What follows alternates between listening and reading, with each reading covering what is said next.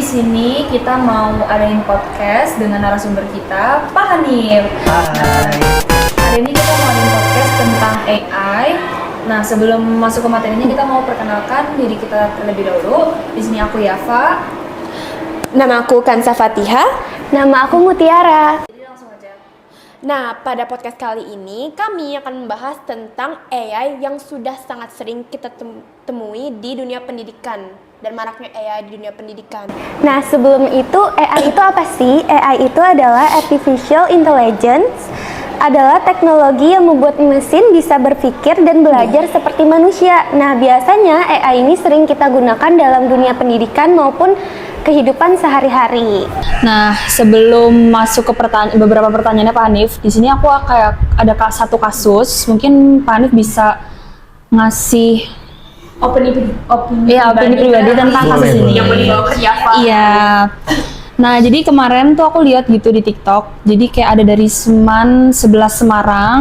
Jadi kasusnya itu ada satu oknum ini, dia tuh pakai AI buat malsuin video teman-temannya, alumni, terus guru-guru juga. Terus disebarin dari akun X-nya dia itu. Terus makanya pada Senin 20 Oktober kemarin, ratusan siswa menggelar demo menuntut keadilan buat para korban yang udah dilecehin sama oknum ini. Jadi menurut Pak Hanif tuh gimana? Oke, balik lagi ya. Kalau udah sampai ke ranah hukum, berarti apa yang dilakuin memang sudah tidak sesuai dengan batas norma yang ada di masyarakat. Nah, fungsi penggunaan AI kan memang berguna banget nih, karena era sekarang, era modernisasi, era digitalisasi, nggak mungkin kita meninggalkan yang namanya kemajuan teknologi. Tapi ketika teknologi maju berbarengan dengan yang namanya kejahatan, kriminalitas, maka tentu harus ada tindak lanjut yang lebih baik kayak gitu. Nah, tanggapan terhadap pelecehan tentu itu hal yang salah ya, tidak bisa dibenarkan secara nilai norma sosial masyarakat. Maka dari itu perlu ada batasan atau regulasi khusus gimana cara kita menggunakan dan juga memanfaatkan AI sebagaimana mestinya di dunia pendidikan seperti itu. Oke. Kan Pak Hanif kan backgroundnya itu sebagai lulusan sosiologi ya Pak. Nah, menurut Bapak nih norma apa sih namanya AI ini bisa bikin norma di masyarakat itu berubah nggak sih dari tanggapan Bapak sebagai sosiologi? Oh, tentu pastinya ya. Karena kalau kita bicara norma itu kan dibentuk dari pandangan-pandangan masyarakat yang disepakati. Ketika semakin lama dunia itu semakin mengalami perubahan, ada kemajuan, pasti normanya juga harus beradaptasi dengan kebutuhan masyarakat. Karena kalau misalkan normanya hanya mengakomodir kebutuhan di masyarakat zaman dulu, maka yang sekarang nggak akan cocok. Makanya banyak orang yang nanti akan melanggar, dianggap melakukan penyimpangan. Maka kalau dibilang apakah harus terus beradaptasi, jawabannya iya. Dan apakah normanya bisa membenarkan perlakuan-perlakuan yang tadi mungkin studi kasusnya? Harusnya nggak juga, karena ada batasan-batasan dalam norma yang disepakati oleh masyarakat itu sendiri. Nah, tapi menurut Bapak sendiri, AI ini sebetulnya bagus apa enggak sih? Maksudnya kayak apakah ada manfaatnya, apa secara keseluruhan tuh negatif gitu? Oke, ketika memandang sebuah teknologi, kita harus memandang dari dua sisi ya. Sisi positif, sisi negatif. Karena kayak pisau bermata dua ya, ada yang tumpul, ada yang tajam gitu. Ketika kita tahu ada dua sisi itu, maka kita harus memanfaatkan sisi yang baiknya. Karena kalau ditanya sisi baiknya, pasti banyak. Untuk semua sektor sekarang AI udah berguna, termasuk di sektor pendidikan. Betul. Tapi kalau kita ngeliat dari sisi negatifnya banyak, karena dibarengi dengan pemikiran manusia semakin maju untuk melakukan tindakan-tindakan celah-celah di mana bisa ada kriminalitas dan lain sebagainya. Seperti itu. Menurut Bapak gimana? Menurut Bapak tuh gimana dengan murid-murid yang sudah sangat bergantung dengan AI, yang setiap ada pelajaran atau tugas itu dia pasti selalu menggunakan AI tanpa ada cara atau ada usaha terlebih dahulu gitu, langsung aja ke AI gitu. Apakah itu tuh bisa mempengaruhi berpikir kritis kita gitu? Kayak dalam moral sama pemikirannya kan udah kayak instan nih. Iya benar. Oke, baik lagi berarti nih kita harus tahu nih kira-kira apa sih tujuan orang yang pertama kali menciptakan AI atau artificial intelligence ini. Ketika tujuannya membantunya dalam konteks yang seperti apa? Apakah membantu secara keseluruhan dalam kebutuhan primernya dasarnya, atau hanya untuk kebutuhan-kebutuhan yang sifatnya kayak kita lagi sibuk bisa dibantu kayak gitu. Tapi kalau sifatnya udah kayak ketergantungan, tadi katakan saya, sampai mungkin daya pikir kritisnya akan berkurang, maka itu jadi hal yang kurang baik, jadi hal yang negatif tentunya. Maka tanggapannya adalah tadi perlu ada batasan. Seandainya memang kita nggak bisa menolak teknologi, maka dibuatlah batasan sampai mana penggunaannya. Karena kalau kalian udah biasa pakai AI, pasti akan kebaca kata-kata yang pakai AI sama yang Udah bikin sehari-hari sendiri ya. Iya, Kayak gitu. bakal ketahuan banget tuh AI pasti. Iya benar. Ini kita makan dulu. Jadi kita hari ini ada makan apa aja guys? Di sini kita ada mie goreng, terus ada ini mie pedas BTW, terus ini ada udang keju. Udang keju. Ya, silakan. Oh iya, kita mau yel-yel dulu sebelum makan. Oh iya. Oke, 1, 2, 3. Ya Ya ampun, ampun, honorable mukbangan. Yeay. Salah. Pulang di briefing. Ya, iya. Ya ampun, honorable mukbangan mie pedas. Ya ampun. Oke. Oke, selamat makan, Pak. Ya, selamat makan guys. Kita ngobrol santai aja berarti. Iya, ya? benar-benar.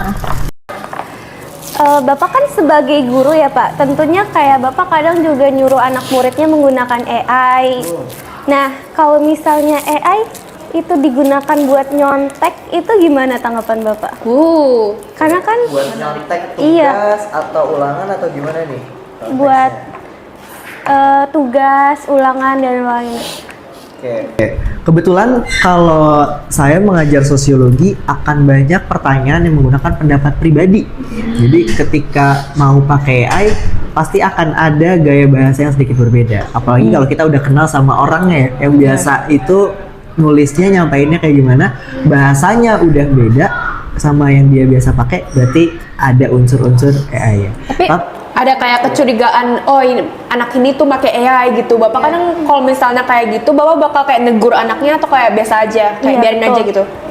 Oke, kalau saya ada di tahap kalau masih wajar dalam konteksnya hanya di saat-saat tertentu di mana memang dia butuh bantuan itu nggak apa-apa. Tapi kalau udah jadi ketergantungan untuk semua tugas, pokoknya apa-apa AI kayak gitu. Berarti kan dia nggak punya kemampuan daya pikir yang kritis nantinya. Tapi misalnya nih kan kayak ada anak baru gitu, Bapak baru kenal nih, terus kayak tugas-tugasnya Bapak nggak tahu nih pakai AI atau enggak. Nah, Bapak akan memakai ini nggak AI detektor? Kalau sejauh ini saya belum pernah nerapin AI detektor ya. Oh, Menurut aku agak kurang akurat sih gitu. oh iya. Itu AI detektor juga AI kan berarti kan ya? Iya. Nah, soalnya aku juga pernah nemu di komenan gitu. Jadi dia nih padahal nggak pakai AI, tapi pas waktu pakai AI detektor ini malah 100% kedetek gitu. Makanya kayak dan gurunya percaya kalau dia ini pakai AI, padahal sebenarnya tuh nggak nulis. Sebenarnya AI itu kan dia mengumpulkan informasi dari internet ya. Iya, Karena benar-benar. Internet itu kayak artikel-artikel isinya tulisan manusia asli juga kan. Iya, iya. Maka AI itu akan mempelajari gaya bahasa manusia kayak biasa kayak gitu. Tapi kita bisa tahu kok. Maksudnya untuk jenjang usia kayak misalkan sekarang kelas 11 SMA ya kalian. Iya. Bahasa-bahasa yang digunakan itu pasti akan ketahuan. Karena ketika di kelas pasti kita diskusi ngobrol pakai bahasa-bahasa ilmiah. Kalau dari di kelas aja mereka nggak tahu bahasa itu, tiba-tiba pas mereka nulis ada bahasa-bahasa yang asing, maka itu agak kelihatan aneh sih. Oh iya. Tapi kita sebagai murid juga sering menggunakan AI ya Iya. akhir-akhir ini kayak buat Benar-benar. lihat jurnal-jurnalnya kan biasanya kalau misalnya kita lihat di Google itu jurnal langsung menumpuk gitu dan kita nggak bisa milah kan. Jadi AI ini memudahkan banget ya, Ti. Iya memudahkan banget, cuman ya ada etika dan Iya, etika benar-benar. Jadi kita sebagai siswa juga harus bijak dalam menggunakan AI ini. lainnya. Iya dan membuat batasan sesuai Iya, benar-benar. yang bilang tadi sama Kak Hanif. Yap betul. Tuh, Biar pemikiran kita tuh tetap logis. Benar guys. guys, karena berpikir kritis di saat ini tuh sangat-sangat dibutuhkan, bener ya. sebenarnya kalau dalam konteks pakai AI itu kan pembantu kita ya. Iya. Membantu kita. Jadi apa yang sebenarnya mau kita cari itu kita udah tahu sebenarnya. Tapi kadang kita nggak bisa mengungkapkannya pakai kata-kata. Jadi akan lebih bagus kalau kita meminta bantuan AI itu untuk membantu mengembangkan apa yang udah kita punya, bukan benar-benar dari nol. Jadi misalkan ada pertanyaan, apa sih yang dimaksud dengan AI gitu ya? Nah, kita Iya. nggak tahu tuh, tapi kita udah punya satu dua poin gitu, satu dua kata. Jadi kita bisa, saya ingin menjawab pertanyaan, ngasih promptnya, saya ingin menjawab pertanyaan ini dengan poin ini. Tolong kembangkan jawaban yang bagus. Nah, itu bisa. Tapi kalau benar-benar langsung nge-copy paste pertanyaan, dapat jawabannya diambil, itu yang jadi kurang baik gitu ya. Karena itu nggak akan ada daya kritisnya. Bahkan, kalaupun kita udah punya poin, terus AI-nya ngasih jawaban ke kita, kan kadang kita kayak kurang puas ya. Buat orang yang beneran pakai AI untuk membantu kehidupannya, kita akan ada di posisi kayaknya AI-nya udah nggak sekritis itu. Iya benar. Kita akan tahu. Tapi kalau kita cuma bener-bener copy paste dari situ, ya udah apa yang ditulis di situ ngerti nggak ngerti kita bakal kita pakai. Nah, saya sih kalau di kelas sebenarnya tidak melarang penggunaan AI dalam konteks dia ngerti apa yang dijelasin. Karena kalau misalkan ditulis udah bahasanya beda banget sama dia nggak bisa jelasin kalau saya tanya, maka itu yang jadi poin minus untuk mereka bagi saya. Tapi kalau mereka pakai AI bisa ngasih promptnya dengan baik, bahkan bisa ngejelasin lebih baik dari apa yang ditulis, maka itu jadi poin plus malah buat mereka. Karena mereka bisa manfaatin teknologi dengan baik dan Ya kalau nggak bisa manfaatin teknologi dengan baik ya itu bisa menjadi salah satu masalah tentang AI ini gitu kan. Kayak bisa jadi repot gitu. Nah, menurut Bapak apa alasan utama teknologi AI ini tuh semakin banyak digunakan di dunia pendidikan ini? kayak Kayak menurut Bapak. Iya. kalau kita ngomongin pendidikan kan kita tahu kurikulum berubah terus ya. Iya. Sama halnya dengan cara belajar manusia. Zaman dulu manusia belajar segala sesuatunya langsung melihat kehidupan nyata. Tapi sekarang semuanya berubah. Sejak adanya teknologi internet, kita bisa melihat banyak hal di dunia yang berbeda wilayah dengan kita. Kenapa AI sangat penting? Berarti itu bentuk kita beradaptasi. Karena namanya manusia itu harus beradaptasi. Karena manusia itu dinamis. Masyarakat dinamis. Kalau kita nggak ngikutin hal itu, kita yang akan ketinggalan zaman. Iya benar. Nanti kita disebut ngalamin ada istilah namanya namanya culture lag. Cultural lag. Culture ya. Jadi kayak kita gampangnya gaptek gitu ya. Nah, Iya. itu kan juga bagian dari suatu budaya. Karena budaya itu cara kita hidup, cara kita melakukan sesuatu, termasuk cara kita belajar. Makanya kalau kita cara belajarnya ketinggalan zaman, itu bisa dianggap mengalami culture lag. Aku juga kadang di sosial media tuh kadang nemu statement katanya kalau AI ini tuh bisa gantiin guru. Nah, kalau dari pandangan murid-murid Iya benar-benar. Kansa Fatihah apa gimana nih? Menurut aku kalau misalnya AI itu nggak bisa sih buat gantiin guru. Soalnya Aku setuju iya kan? Menurut aku sih AI itu kan dapat semua materi dan semua pengetahuannya dari manusia kan. Jadi ya at the end of the day AI juga membutuhkan manusia untuk berkembang. Jadi ya menurut aku itu adalah salah satu alasan kenapa AI nggak bisa sepenuhnya menggantikan guru gitu. Kalau ya Pak? Aku juga sama pendapat sama kamu. Sama lagi. Aku juga tipenya yang nggak bisa belajar tanpa ada yang Ngejelasin, gitu. Jadi bener. kayak kalau misalnya langsung belajar sendiri kadang suka kayak bingung. benar-benar setuju banget. Cara belajar siswa itu beda-beda. Ada yang dia gampang dengan melihat, mendengar, atau harus bergerak. Itu ada sebutan-sebutannya di dunia pendidikan. Nah, sama dengan halnya kita pakai AI itu nggak bisa sepenuhnya menggantikan karena nggak semua orang suka dengan cara yang diajarin sama AI. Benar-benar sekalipun AI bisa mengajar kan belum tentu itu bisa diterima oleh kami, oleh siswa seperti kami gitu. Entah penjelasannya yang kurang jelas atau belum tentu akurat. Oke, kadang AI itu malah cenderung kayak membenarkan apa yang terus kita minta. Kalau saya udah di tahap ketika apa yang dijawab sama AI itu nggak sesuai yang saya mau, saya minta dia lebih kritis lagi. Maksud saya bilang dia harus punya konsistensi. Misalkan saya pengen minta apa sih bedanya akulturasi sama asimilasi gitu ya. Nah, saya sebenarnya udah tahu jawabannya. Ketika AI jawab kayak gitu, saya ngerasa ada yang kurang pas. Terus saya bilang bukannya akulturasi itu harusnya seperti ini. Nah, dia langsung membenarkan. Berarti kan dia nggak punya konsistensi. Oh iya, Nah, akhirnya benar-benar. saya balas lagi biasanya ke AI-nya. Tolong jawab dengan lebih konsisten dan lebih kritis. Maksudnya dengan menggunakan kalau dia jawab A ya A gitu. Kita lebih baik berdebat di promptnya itu ya. Kita saling debat di jawaban daripada dia selalu membenarkan. Karena kalau kita fokusnya cuma dibenarkan, makin lama pemikiran kritis kita akan hilang. Tapi kalau kita jadiin teman diskusi, kita malah jadi kayak punya guru tambahan atau teman tambahan gitu buat ngajarin kita cara berpikir yang lebih baik.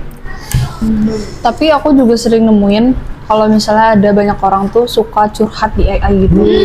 Menurut Bapak gimana, Pak? Oh, putih. Kayak buat cari solusi nih, kayak dia ini curhat ke AI terus kayak solusi yang tepat gimana sih? Solusi yang terbaik gitu. Aku bahkan kalau misalnya ada orang ngechat terus kayak ini responnya gimana ya? Ya ampun. Kayak tergantung dari sisi mana dulu ya. Kalau dia untuk membantu kebingungan dalam pekerjaan, dalam tugas, is okay.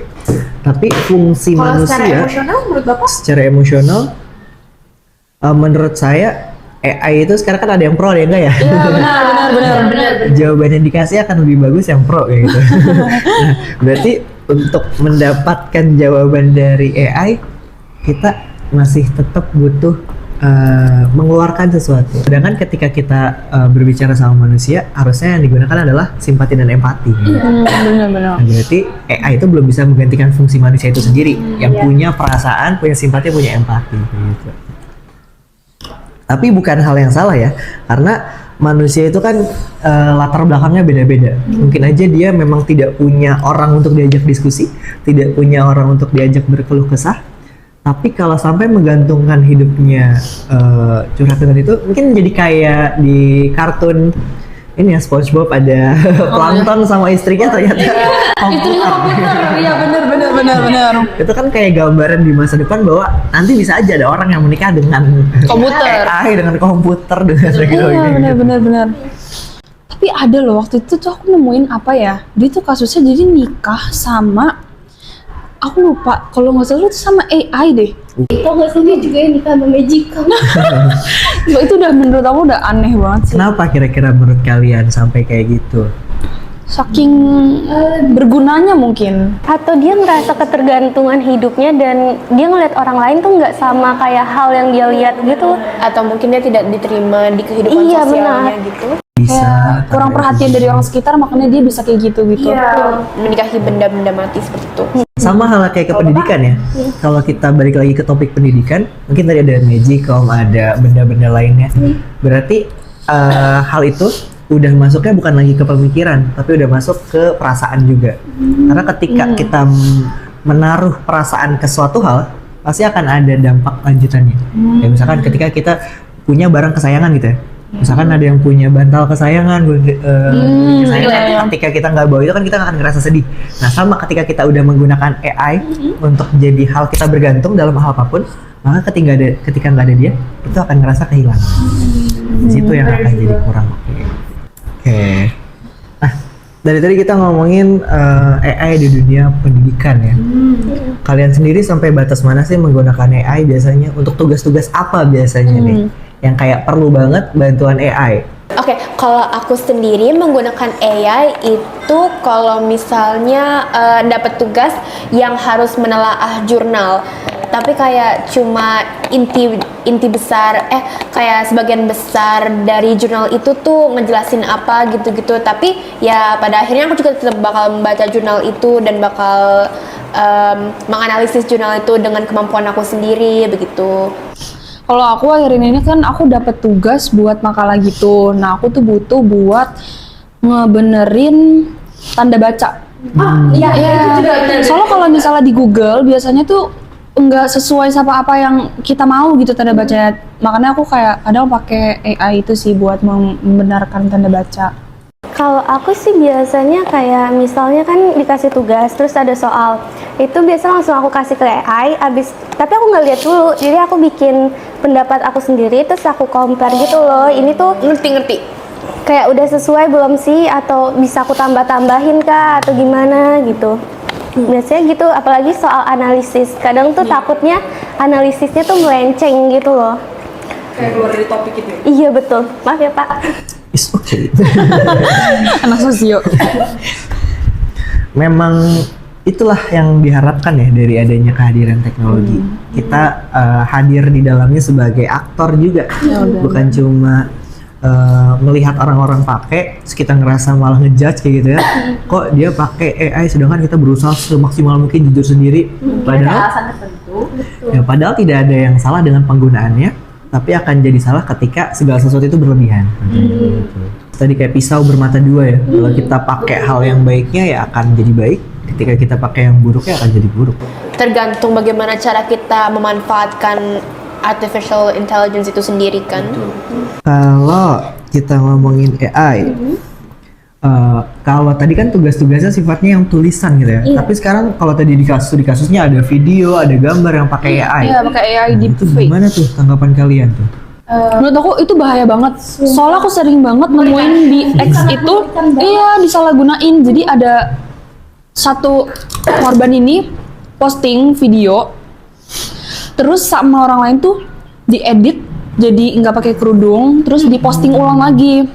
Nah itu termasuk melanggar UUD apakah ada?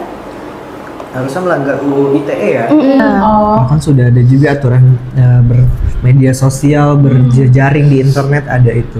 Jadi itu melanggar etika bermedia sosial ya. Jadi kayak mau ngepost apa-apa pun jadi takut gitu, takut disalahgunakan sama orang yang nggak bertanggung jawab dalam menggunakan AI. Benar, pasti ada aja orang yang menggunakan AI untuk hal-hal buruk dengan foto-foto kita. Tapi kayak kalian pernah mikir nggak sih misalnya kenapa sih AI itu dibikin bisa buat video atau misalnya foto gitu? Kayak kalau kita pikir-pikir kayak banyak sisi negatifnya kan dibanding AI yang buat tulisan dan lain-lain. Bener banget. Nah, BTW Ti, sebelum aku jawab sama kamu, kita di sini podcast udah nggak berasa ya, dari cerah ke gelap banget, sekarang mendung. Pertama hujan. Iya. Nah, menurut aku ya Ti, kenapa AI punya fitur membuat video, mungkin biar orang-orang tuh merasa praktis gitu. Jadi kayak kalau misalnya mau buat tugas video atau apa, maksudnya bikin kayak animasi atau apa, bisa langsung dari AI untuk memudahkan. Cuman ya minusnya bisa disalahgunakan juga buat kayak misalnya tuh dibikin video palsu buat pemerasan gitu loh. Takutnya kayak misalnya ada nih anggota keluarganya amit-amitnya kecelakaan, terus pakai video itu buat dikirim ke keluarganya, terus buat minta uang atau gimana gitu sih. Bener sih. Cuman menurut Bapak gimana? Kalau konteksnya buat ngedit kayak video panjang, ya berarti itu kan membantu ya. Tapi ketika misalkan videonya dieditnya untuk hal-hal yang sifatnya tadi berkaitan dengan misalkan story pornografi atau berkaitan dengan membahas tentang agama tertentu, diedit-edit kayak gitu, suku tertentu. Nah, pokoknya ngebahas sara kan itu hal yang sangat sensitif. Benar-benar. Tapi kalau ngebantu ngedit tugas kayak misalkan akan secara otomatis muncul subtitle, nah itu kan ngebantu ya sifatnya. Jadi itu yang bagusnya. Tapi yang negatifnya adalah ketika tahu celah itu bisa dimanfaatkan untuk hal-hal yang tadi kayak gitu sih.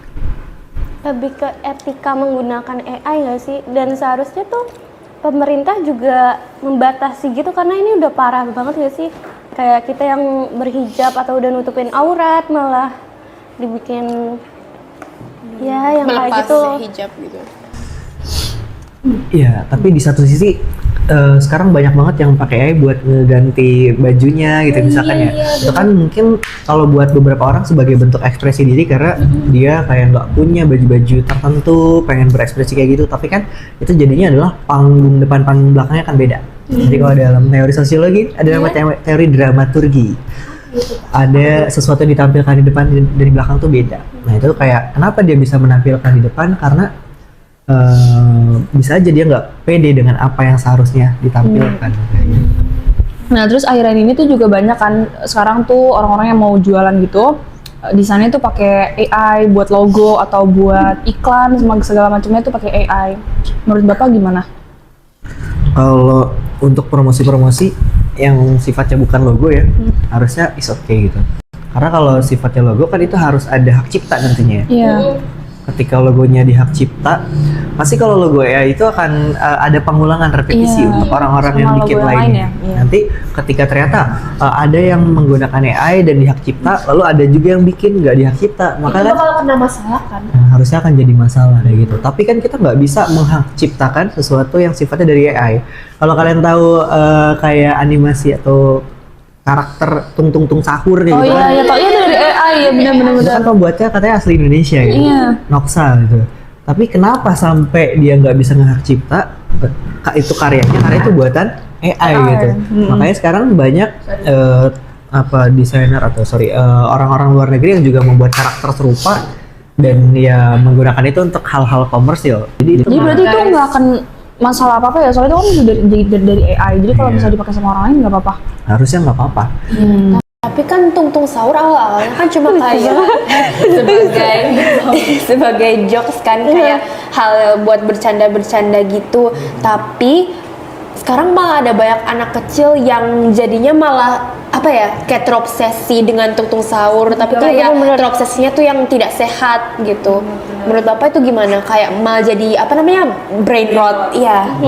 Kalau dilihat dari konten awalnya kan memang membuat itu hanya untuk konten TikTok ya, untuk hiburan gitu. Nah balik lagi sebenarnya orang ketika menggunakan sesuatu itu konteksnya dia untuk hiburan, untuk edukasi atau untuk hal-hal lainnya. Tadi anak-anak kira-kira kalau nonton sesuatu konteksnya buat nyari hiburan atau buat edukasi gitu? Hiburan. Nah, tapi kalau hiburannya tidak ada batasannya, maka akan ada hal-hal yang sifatnya nanti salah memaknai sesuatu kayak gitu. Makanya kan kalau di YouTube ada yang namanya YouTube Kids ya. Tapi kan kalau di media sosial lain kayak TikTok atau Instagram itu nggak ada hal-hal kayak gitu batasannya. Nah, mungkin yang tadi dibilang perlu ada batasan. Nah, mungkin dibatasinya dalam konteks seperti itu. Nah, tapi gimana kalau misalkan dia ngebukanya dari HP orang tuanya ya? Benar-benar. Maka orang tua juga harus punya kesadaran, awareness bahwa ya harus dibuatlah kayak ada mode orang tua kan ya? Iya ada. Jadi kalau misalkan udah ngebuka link tertentu atau hal tertentu yang sifatnya sudah dilewat batas umurnya ya akan terdeteksi kayak gitu. Benar-benar. Kembali lagi kalau ke AI di dunia pendidikan kan, saya sebagai anak muridnya Pak Hanif dalam peminatan sosiologi nih, kan Pak Hanif ini tuh sering banget ngasih tugas buat analisis atau hal-hal yang berbau agak rumit gitulah. Nah, beberapa waktu itu pernah di kelas Pak Hanif bilang kalau misalnya ada yang pakai AI disuruh keluar. Nah itu gimana sih Pak? Aja. Iya, padahal kalau misalnya kita lihat tuh AI lumayan membantu gitu lah di tugas-tugas Bapak yang berpikir kritis. Jadi dalam konteksnya di hari itu, saya melihat bahwa ada beberapa anak yang dia mengerjakan tugasnya ketika jam pelajarannya hampir mau mulai, dan dia menggunakan AI. Nah, terciduklah sama saya gitu ya. Jadi kalau dia menggunakan AI-nya untuk membantu dia mencari inti dari jurnalnya, poin-poinnya, itu hal yang baik dan mereka bisa mengembangkan pakai kata-kata sendiri. Tapi ketika dia dalam posisi kepepet dengan waktu yang tinggal sisa beberapa menit, kira-kira mereka akan pakai cara nyari poin dikembangin sendiri apa langsung ngambil dari situ semua? Langsung ngambil copy semuanya paste. dan juga copy paste kan. Itu pun sebenarnya waktunya belum cukup untuk nulis semuanya kan. Makanya saya minta lah untuk diulang kembali mereka nulis, karena saya bilang, saya panggil anaknya ketika selesai pembelajaran, saya panggil, kenapa pakai AI, lupa belum ngerjain Pak. Terus saya bilang, saya nggak pernah ngelarang pakai AI, asalkan kamu bisa menjelaskan apa yang kamu cari dari sana dengan bahasa kamu sendiri dan ngerti. Pun kalau misalkan bahasanya bukan bahasa kamu, tapi kamu jadi ngerti, kan misalkan dia memang nggak pernah tahu kata-kata sosiologis, kata-kata ilmiah, tapi ketika dia pakai AI muncullah kata-kata itu, tapi akhirnya dia jadi ngerti, nggak apa-apa. Asal jangan sampai dia nulis kata-kata yang dia nggak tahu gitu ya. Nah itu yang jadi concern saya kayak gitu. Jadi itu ketahuan karena pas dia maju ke Bapak, dia mengatakan kata-kata ilmiah itu yang dia tidak mengerti konteksnya. Iya, kayak ada. ngomong aja gitu. Ada yang kayak gitu, terus kan saya selalu bilang kalau di kelas ya, saya sangat suka menggunakan kata-kata sendiri. Saya juga sukanya kalau lagi misalkan presentasi lebih sering ungkapkan pendapat pribadi, poin-poin di tampilan itu hanya sedikit. Nah, ada yang full membaca dan membacanya nggak kayak lancar gitu. Kalau kita nulis apa yang kita tulis sendiri, bacanya kan pasti akan lancar ya, karena itu bahasa kita sendiri. Tapi kalau kita membaca dari hal yang baru kita lihat, pasti nggak akan selancar itu. Nah, itu langsung ketahuan kayak gitu. Kalau dia ngehafalin gimana Pak? tentu akan ketahuan kok bagi beberapa orang yang memang. Tapi Bapak ini enggak, maksudnya kayak langsung diinterogasi gitu ya, ditegur. Oke, kalau kayak gitu kan berarti akan mematikan karakter anak ya. Iya Jadi, juga sih. itu bagian proses dia belajar dan dia harus belajar dari kesalahan juga gitu. Maka dari itu ya biasanya saya panggil setelah selesai pembelajaran. Mungkin ya teguran pasti ada di jam itu ya. Tapi tidak yang Tidak untuk mempermalukan ya, diri tidak depan untuk anak mempermalukan, tidak kompleks itulah kita menjelaskan. Biasanya bapak kasih Konsekuensi. kayak gimana?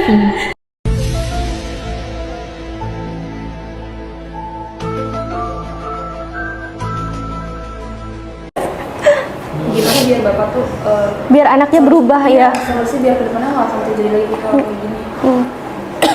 Kalau saya ya konsekuensinya adalah saya minta dia menulis ulang lagi tanpa lihat. Kalau dia memang hafal dan paham dengan itu, nggak apa-apa pakai kata-kata itu ya. Tapi kalau ketika dia bikin lagi sangat jauh berbeda, maka ya saya akan ambil nilai yang dari terakhir itu. Nah, gimana cara mengatasinya? Memang sejauh ini saya belum pernah secara gamblang, secara langsung bilang, oke, kita boleh pakai AI, kita nggak boleh pakai AI gitu ya di kelas ya. Karena saya percaya bahwa siswa perlu waktunya untuk mengeksplor sendiri gitu. Ketika memang nanti ada hal yang salah baru coba saya tegur. Tapi kayaknya memang perlu ada batasan di kelas ya. Nanti kita perlu. Karena saya mikirnya, oke udah dipelajarin deh di informatika. Terus saya baru inget, ternyata nggak semuanya ngambil peminatan informatika. Mungkin di kelas 10 kan belum diajarin ya. Iya, belum. Maka penggunaan AI yang secara tepat, promnya yang oke, itu juga nggak dipelajari oleh semua anak. Nah, makanya perlu ada nih kayaknya sosialisasi tentang penggunaan AI secara tepat sasaran seperti itu. Gitu sih ya. Bapak kan sering nemuin anak-anak yang udah langsung ngambil kata-kata dari AI tanpa diubah atau gimana. Nah, menurut Bapak pemikiran anak yang biasanya kayak gitu sama yang nggak ngelakuin kayak gitu beda atau misalnya sama? Pemikirannya? Iya, atau cara tulisannya dan jawabannya? Kalau konteksnya dia pakai untuk berkepanjangan pasti akan beda ya. Pasti akan beda cara dia nulis ketika memang ada suatu waktu dia nggak boleh nulis pakai HP gitu, tanpa megang HP, dia akan beda. Tapi bagi beberapa anak, kan kadang tugas-tugas saya mengharuskan ngerjainnya di sekolah langsung, tanpa pakai HP. Pun kalau pakai HP saya pantau, gaya bahasa mereka sebenarnya udah oke dengan sendirinya gitu. Nah, ketika mereka pakai AI harusnya memperkaya kata-kata mereka. Jadi malah menambahkan, bukan mereka jadi ketergantungan terus malah nggak bisa membuat kata-kata sendiri kayak gitu. Menambah vocabnya. Menambah vocabulary. Karena ya namanya sosiologi atau pelajaran-pelajaran lainnya pasti ada istilah-istilah khusus kan di Iya, tiap mata banyak banget. pelajaran. Nah, itu perlu diperdalam sih. Fungsi AI menurut saya itu. Tapi berarti anak murid-murid Bapak udah bisa memperhatikan etika dalam menggunakan AI biar kayak menggunakan AI secara bijak atau belum? Kalau secara sepenuhnya tentu belum ya. Karena memang dari saya sendiri belum ngasih batasan yang jelas. Tapi secara keseluruhan mungkin lebih dari 50% sudah memperhatikan etika itu dengan baik. Karena saya memang memilih soal-soal esai untuk memancing daya kritis mereka. Bukan untuk menyulitkan mereka dan harus butuh bantuan AI gitu ya. A few moments later. Itu ada suara duduk-duduk iya betul, kita udah lama ngobrol jadi udah beda lagi belakangnya. Nah, satu lagi Pak, jadi kalau misalnya ada kasus kayak tadi nih penyalahgunaan AI jadi deepfake gitu atau buat video-video yang dipalsukan gitu, di situ tuh nanti yang akan bertanggung jawab siapa? Soalnya kan nggak ketahuan kan siapa yang ngebuat, penggunanya tuh nggak tahu. Oke, memang kalau kayak gitu kita nggak akan tahu siapa yang ngebuat. Jadi maka dari itu perlu dibuat aturan dulu, regulasi untuk pengendaliannya kayak gitu. Karena menurut saya dari sisi hukum belum ada hukuman yang pas gitu, hukuman untuk itu. Karena memang regulasi AI-nya belum sejelas itu. Jadi dari atas dulu nih, dari pemerintahan membuat mungkin tadi etika-etikanya dalam berbagai lini ya, di ekonomi, di pendidikan dan lain sebagainya. Lalu di bidang hukumnya kira-kira ketika ada yang melanggar regulasi tadi, apa hukuman yang jelasnya? Dibuatlah rancangan undang-undangnya, jadi undang-undang biar jelas kayak gitu ya. Apalagi AI kan sekarang makin banyak ya. Iya. Nah, ada yang buat kayak ChatGPT, Gemini, ada kalau di WhatsApp ada Meta AI gitu, sama Iya. Instagram. Nah, kalau kalian sendiri, Aku pengguna ChatGPT sih. Aku juga. Kebanyakan seringnya pakai ChatGPT. Karena ChatGPT itu simple banget, gampang. Bener-bener. kayak ChatGPT aja kah, guys? Aku chat GPT doang sih. Cuman kadang di Kadang TikTok, gini aku. iya di TikTok suka lewat ini ya, Cici AI. Oh iya, Cici AI. Cici. Aku nggak Ada tahu itu. AI khusus matematika dan aku suka pakai itu juga. Enggak. Iya. Kalau untuk matematika kayaknya agak Iya, aku 50-50 pribadi deh. setuju ya kalau soal matematika agak susah ya kalau jawabannya Kalau benar. materi hitung-hitungan menggunakan AI mungkin nggak akurat ya. Belum tentu akurat. Oke, kalau saya dua sih, ChatGPT sama Gemini. Kadang iya. saya jadikan bahan perbandingan. Jadi ketika saya mau pakai AI, saya pakai di keduanya secara bersamaan. Terus saya lihat jawabannya seperti apa. Dari situ juga biasanya kalau kalian udah biasa pakai AI, ChatGPT atau Gemini kan biasa ada riwayat kita nanya, Iya, itu akan benar-benar. jadi satu kolom kita ngobrol sendiri kan. Biasanya saya akan membuat kolom terpisah. Misalkan saya mau ngobrolin tentang pelajaran, diskusi kayak gimana, saya mau ngomongin tentang penilaian, tentang metode-metode, saya bikin khusus sendiri. Jadi dia akan secara otomatis ketika kita ngetik lagi, udah nyambung sama apa yang kita omong. Dan kita kalau bisa ngasih tahu background kita, tapi nggak yang bahaya konteksnya ya. Jadi jelasin latar belakangnya, misalkan kamu adalah seorang siswa kelas 11 yang mana masih kurang paham materi apa sampai dengan tingkat apa, nanti dia akan tahu kemampuan kita dan menyesuaikan bahasa-bahasanya dengan kita. Itu bisa sih. Buat perbandingan.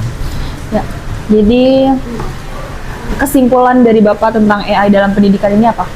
Kesimpulannya sebenarnya udah disampaikan di awal malah ya tadi ya. Ketika kita menggunakan apapun termasuk AI, kita harus menggunakannya secara bijak dengan melihat dampak positif dan negatifnya secara bersamaan. Karena ketika kita fokus ke salah satu dampaknya, berarti kita tidak paham secara keseluruhan tentang fungsi dari hal itu. Nah, jadi bijaklah menggunakan AI agar kita dapat manfaatnya juga sesuai dengan apa yang dituju ketika orang-orang menciptakan AI. Seperti itu. Bener guys. Jadi jangan menyalahgunakan AI lagi ya dari sekarang. Generasi digital Iya. penting banget. Benar-benar. Jangan terlalu tergantung dengan AI ya guys. Iya, betul. Kita juga nggak bisa nolak keberadaannya AI. Iya benar. Ya benar-benar. Tapi kita harus Ya. bijak. Ya intinya gunakanlah dengan bijak. Sekian dari kami. Ditunggu podcast-podcast selanjutnya. Wassalamualaikum Assalamualaikum warahmatullahi wabarakatuh. Bye. Dadah.